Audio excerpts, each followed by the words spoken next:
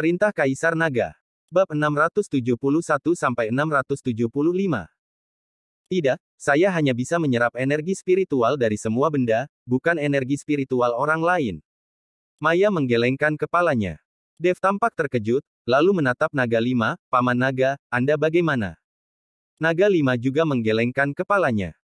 Kali ini, Dev tertegun, dan berkata dengan agak tidak percaya, selain dapat menyerap energi spiritual, apakah itu energi yin, energi dingin, atau bahkan energi beracun, itu dapat diserap, disempurnakan, dan digunakan untuk kepentingan saya sendiri.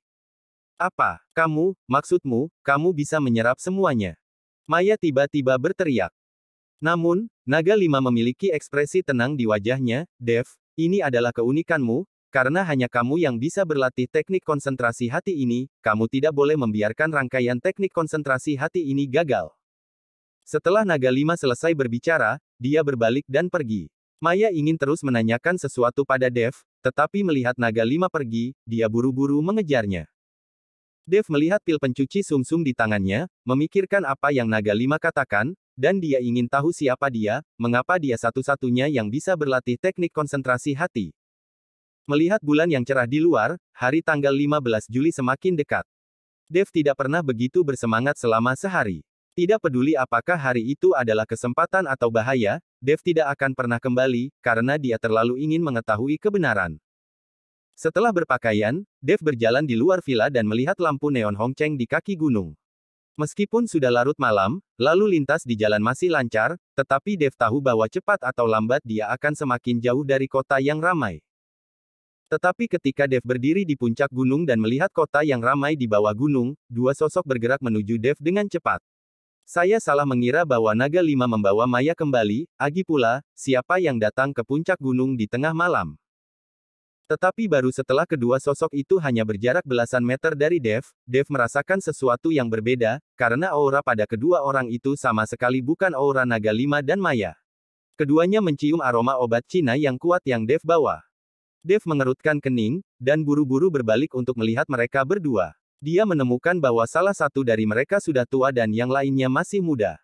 Mereka berdua semua mengenakan jubah kain abu-abu, dan ada pola pedupaan yang disulam di leher pakaian mereka. Siapa kamu? Kenapa kamu datang ke sini tengah malam? Dev memandang kedua orang itu dengan waspada. Dia bisa yakin bahwa sama sekali tidak ada yang baik untuk dua orang yang datang ke vilanya di tengah malam. Keduanya tidak memperhatikan Dev, tetapi menatap langsung ke pil pencuci sumsum di tangan Dev. Penatua, analisismu tidak salah. Ini benar-benar ke arah ini. Lihat pil obat di tangan anak itu pasti tidak biasa. Pria muda itu berkata kepada lelaki tua itu, dengan sedikit keserakahan di matanya. Pria tua itu mengangguk, dan kemudian dia mengalihkan pandangannya dari pil dan meletakkannya di Dev. Anak muda, apakah Anda seorang alkemis? Apakah Anda yang memurnikan pil di tangan Anda? Dev memandang kedua orang itu. Ternyata kedua orang itu datang untuk pil pencuci sumsum, dan hatinya tiba-tiba tidak senang. Pil ini disiapkan untuk Yuki. Bukan, apa hubungannya denganmu? Siapa kamu? Kenapa kamu mendatangiku di tengah malam? Nada bicara Dev dingin saat dia menanyai lelaki tua itu. Nak, kamu berani berkata kepada tetua seperti itu, apakah kamu bosan hidup? Mendengar nada bicara Dev, pemuda itu langsung menjadi marah, dan dia ingin melakukan sesuatu pada Dev hanya dengan berjalan cepat. Hanya saja pemuda itu hendak memulai, tetapi dihentikan oleh lelaki tua itu. Anak muda, jangan salah paham, kami dari Lembah Dewa Obat, dan kami tidak memiliki niat jahat untuk datang ke sini kali ini. Kami hanya merasakan aura pil roh secara tidak sengaja, jadi kami datang ke sini untuk memeriksa. Pria tua itu memiliki ekspresi ramah di wajahnya, menyatakan bahwa dia tidak memiliki niat jahat. Lembah Dewa Obat. Dev belum pernah mendengarnya sebelumnya, jadi dia mengerutkan kening, lalu apa hubunganmu dengan Paviliun Raja Obat? Dev hanya tahu bahwa ada Rumah Raja Obat, yang merupakan departemen yang didirikan oleh keluarga Bai di Jiangbei untuk membeli bahan obat dan memperbaiki pil obat. Sekarang Rumah Raja Obat masih mengumpulkan bahan obat untuk Dev dan mengirimkannya dari waktu ke waktu. Paviliun Raja Obat. Pria tua itu tertegun sejenak, lalu berbalik untuk melihat pria muda di sampingnya. Jelas, lelaki tua itu tidak tahu apa yang dibicarakan Dev. Namun, Paviliun Raja Obat juga terkenal di provinsi Jiangnan dan Jiangbei. Banyak orang di dunia seni bela diri akan pergi mencari obat, tetapi lelaki tua ini tidak mengenal paviliun Raja Obat, jadi dia jelas bukan orang lokal. Ketika pemuda itu melihat lelaki tua itu menatapnya, dia buru-buru menjelaskan, "Penatua, paviliun Raja Obat ini mengaku apotek terbaik, dan hanya mempraktekkan pil obat tingkat rendah sendiri. Ini memiliki popularitas di Jiangnan dan Jiangbei, tapi itu hanya digunakan oleh beberapa orang di dunia seni bela diri. Itu hanya dipuji oleh orang-orang rendah, itu didukung oleh keluarga Bai di Kyoto." Pria tua itu tiba-tiba menyadari ketika dia mendengar penjelasan pria muda itu, memandang Dev dan berkata, "Lembah Dewa Obat kami tidak ada hubungan dengan paviliun Raja Obat yang Anda sebutkan itu."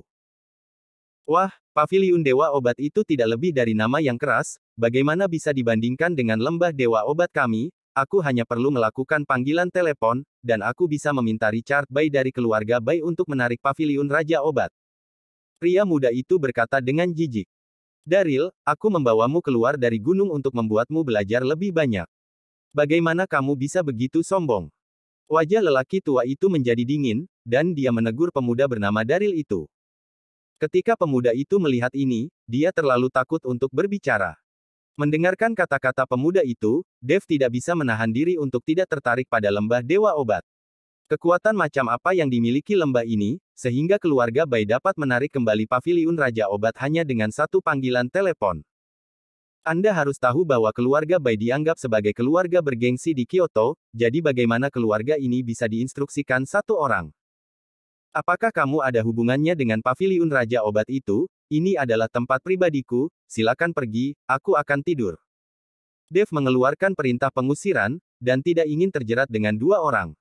Tidak peduli apa kekuatan lembah Dewa Obat ini, Dev tidak berniat untuk menghibur kedua orang ini hari ini. "Anak muda, kami datang jauh-jauh untuk melihat pil obat di tanganmu, bisakah kamu membiarkanku melihatnya?" Orang tua itu bertanya pada Dev dengan tulus.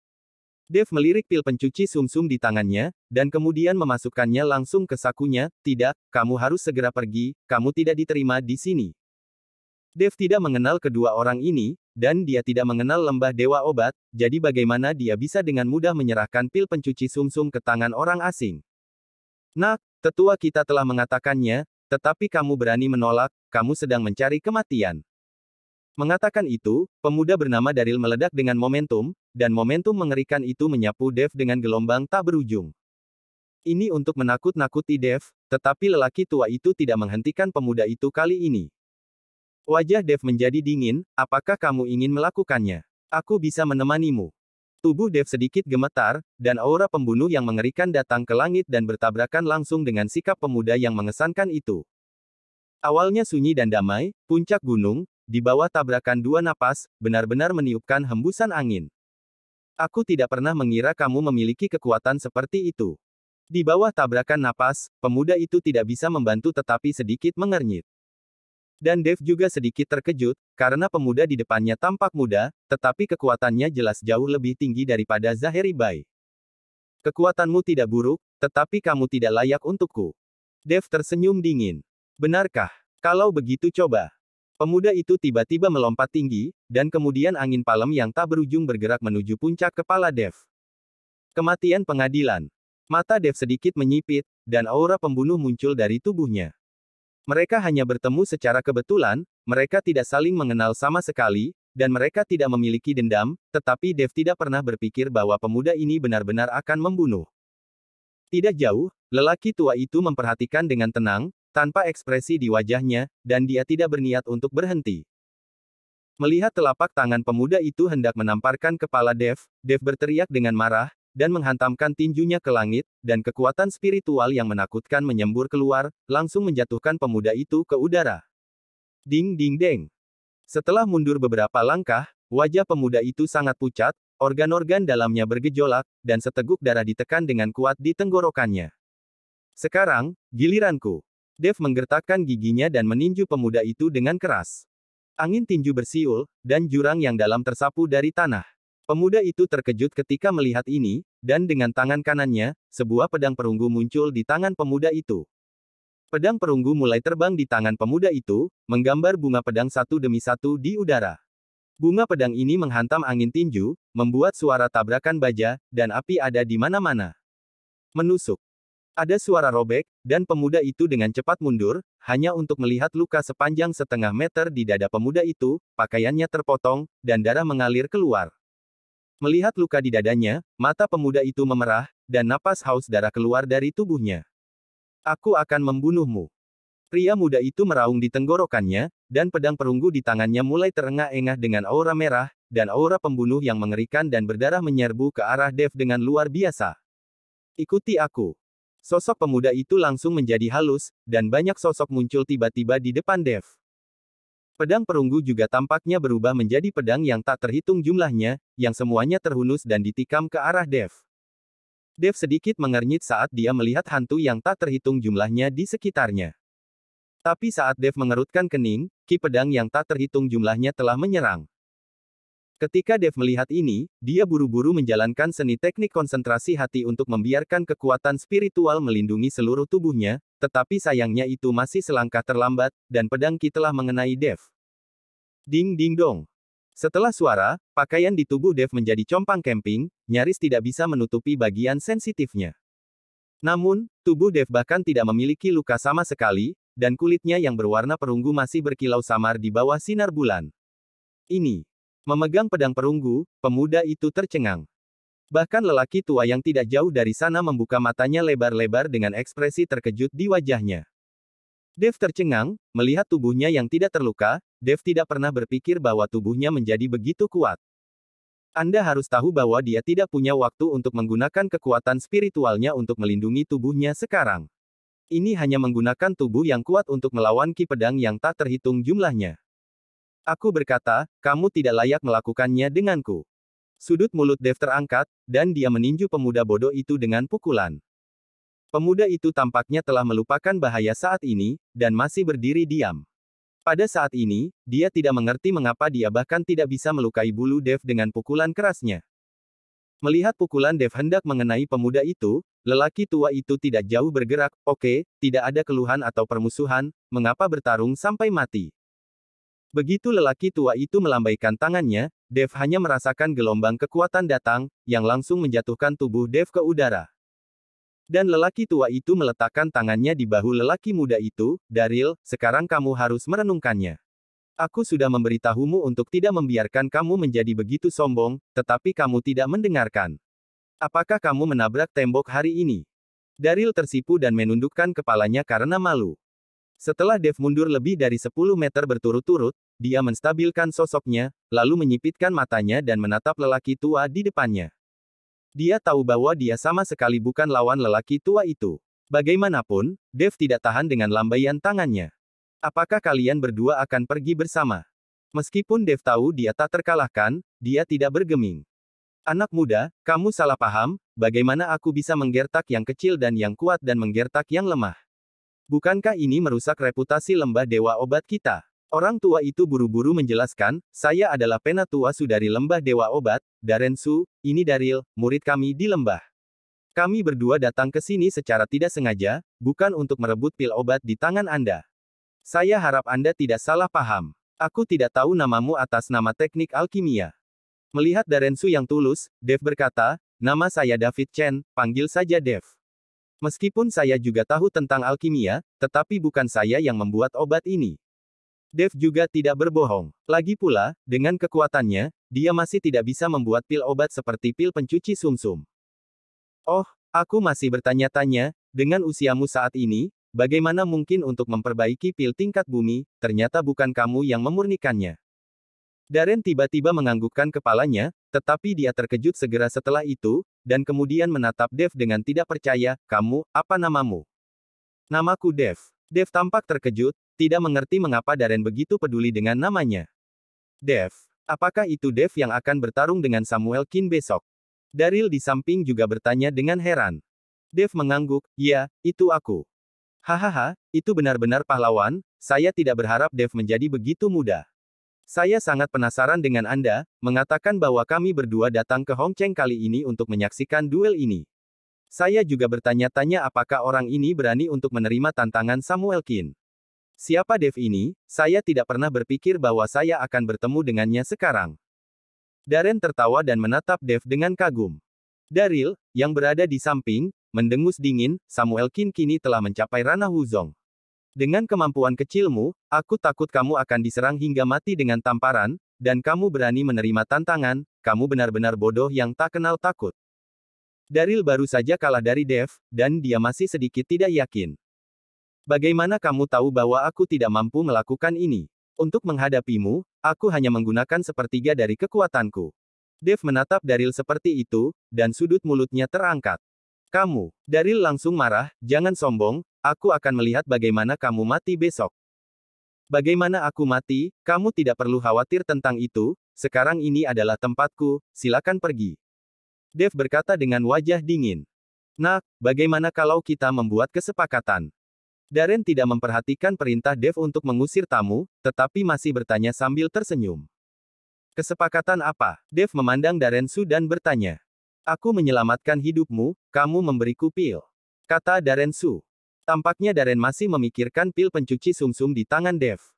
Kau ingin menyelamatkan hidupku. Dev bingung, tidak mengerti mengapa Darren mengatakan itu. Besok kamu mengikuti duel Samuel Qin, kamu pasti akan kalah, kamu membunuh putranya, apakah kamu pikir dia akan membiarkanmu masuk ring? Tapi aku bisa menyelamatkanmu, selama aku mengambil tindakan, aku bisa mengalahkan Samuel Qin itu di menit pertama untuk lari. Bukankah ini menyelamatkan hidupmu? Darren menjelaskan. Ketika Dev mendengar ini, dia mencibir, apakah kamu begitu yakin bahwa aku pasti akan kalah? Saya yakin Anda pasti akan kalah.